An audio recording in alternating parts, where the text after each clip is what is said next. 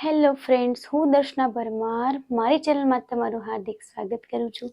તમે જોઈ રહ્યા છો રાધર્ષ એજ્યુકેશન, જેમાં આજે આપણે ભણવાના છીએ ધોરણ 8 પ્રકરણ નંબર 4 પ્રશ્ન નંબર 4 એનો દાખલા નંબર 3.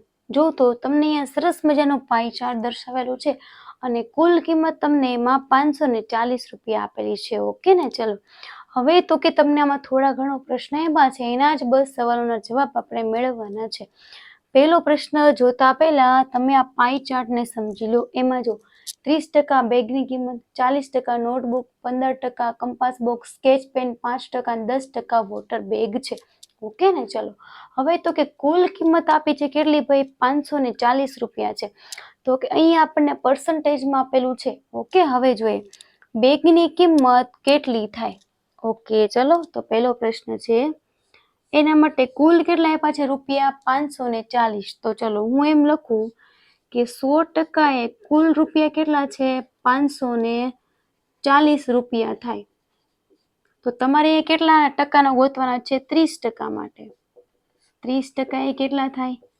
તો કે 30 ગુણ્યા 540 એને ભાગ્યા 100. 0 0 કાઢી નાખો. ચલો 3 ચોક 12 નો બગડો, વધી પડી 1, 3 પંચા 15 ને 1 16. 162 રૂપિયા થાય ભાઈ. કેટલા થાય? 162 રૂપિયા. પ્રશ્ન નંબર 2, આખા વાક્યમાં તમારે જવાબ લખવાનો હો.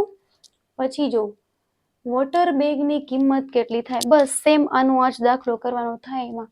બરાબર, ચાલો આપણે વોટર બેગની કિંમત મેળવીએ. જોઈએ અહીંયા ને અહીંયા મેળવી લઈએ, થઈ જશે. બરાબર, ઓકે, ચલો વોટર બેગ છે 10%, તો લખું ને કે 100% એ 540 રૂપિયા છે. તો 10% એ કેટલા રૂપિયા થઈ ભાઈ? 10 ગુણ્યા 540 ભાગ્યા 100. 0 0 ને કાઢી નાખો. જવાબ આવ્યો 54 રૂપિયા. બરાબર, આ તમારો આવી ગયો બીજો જવાબ. રેડી? ઓકે, ચલો એની પછીનો પ્રશ્ન જો. વોટર બેગ 10% છે ને? હા, ઓકે, સરસ, રેડી છે. ચલો ત્રીજું, સ્કેચ પેનનું કેટલું અંશમાપ હોય? લ્યો, હવે આમાં તો શું આપ્યું છે ભાઈ? તમને અંશમાપ કીધું છે. શું કીધું છે? અંશમાપ. ઓકે, ચલો તો તમારે રૂપિયા લેવા પડશે નહીં.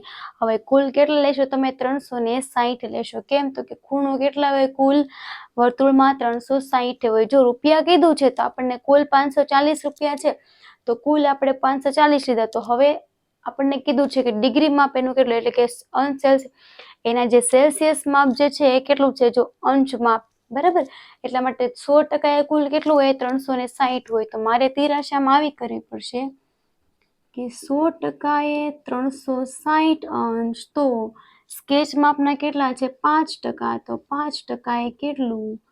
5 ગુણ્યા 360 ભાગ્યા 100. 0 0 જો હું કાઢી નાખું તો અહીંયા અડધા કરી નાખું. આના અડધા 18, આના અડધા 5. 5 5 નીકળી ગયા, વધ્યા 18 અંશ. ચોથો પ્રશ્ન જો, સૌથી વધુ રૂપિયા કઈ વસ્તુના ચૂકવ્યા? કેટલા? સૌથી વધુ રૂપિયા કોના છે? જોવું જોઈએ. સૌથી વધુ રૂપિયા છે નોટબુકના. તો હું એ લખું સૌથી વધુ રૂપિયા કોના છે? તો કે ભાઈ નોટબુકના છે. કોના છે? નોટબુકના છે સૌથી વધુ રૂપિયા. પણ કેટલા છે એ આપણને ખબર છે ખરા કોઈને? તો કે નહીં. તો કે મેળવતા આપણને આવડે જ છે, મેળવી લો. ચલો 100% એ 540 રૂપિયા થાય. તો 40% એ કેટલા રૂપિયા થાય ભાઈ? 40 ગુણ્યા 540 ભાગ્યા 100. 0 0 ને કાઢી નાખો. ચોકે ચોકે 16 નો છગડો, વધી પડી 1. 4 પંચા 20 ને 1 21, 216 રૂપિયા થાય. બરાબર, અહીંયા સૌથી વધુ શું આવશે? તો કે નોટબુક આવશે. અને કેટલા રૂપિયા આવશે ભાઈ? 216. સૌથી ઓછા જો તો બસ આની કરતા સેમ ઓપોઝિટ, બીજું એમાં કંઈ છે નહીં. ઓકે, ચલો સૌથી ઓછા રૂપિયા છે ભાઈ સ્કેચ પેનના. કોના છે? સ્કેચ પેનના. તો લખી રાખું ને અહીંયા સૌથી ઓછું કયા રૂપિયા છે ભાઈ? સ્કેચ પેનના છે. રૂપિયા કઈ વસ્તુના ચૂકવ્યા, કેટલા ચૂકવ્યા? તો લખો ચલો કે 100% 540 રૂપિયા. તમારે આ બધું લખવું પડશે. તો 5% કેટલા? 5 ગુણ્યા 540 ભાગ્યા 100. 0 નીકળી જાય. 5 દુ 10 અને 27 દુ 54. 27 દુ 54. હા, એટલે જવાબ આવ્યો 27. કેટલા રૂપિયા ચૂકવવા પડે ભાઈ? તો કે 27 રૂપિયા એને ચૂકવવા પડે. અહીં તમારો પ્રશ્ન નંબર 3 પૂર્ણ થાય છે.